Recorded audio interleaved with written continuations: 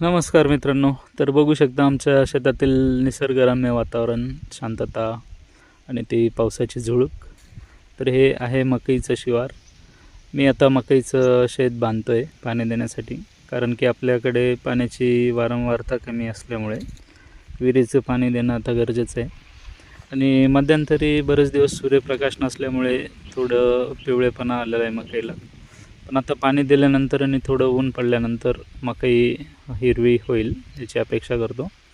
आत्ता तरी सध्यापर्यंत आपण युरिया दिलेला नाही आहे, कारण युरिया जर आत्ता देऊन टाकला तर मकई शेंड्याला कणीस काढते, असा आपला एक्सपिरियन्स आहे. हे बघू शकता तुम्ही, हे निंबाचं झाड आम्ही कमी केलेलं नाही आहे, त्याच्यामुळे इथले काही मकईचे बेले गायब झालेले आहेत. तर माझा प्रेफरन्स किंवा प्रायोरिटी ही निंबाचं झाड वाचवणे आहे. मका थोडी 1-2 बेले कमी आली तरी चालेल आपल्याला, कारण झाडे असतील तर पुढे पण भविष्यात पाऊस चांगला असेल याची आपल्याला चांगलीच माहिती आहे.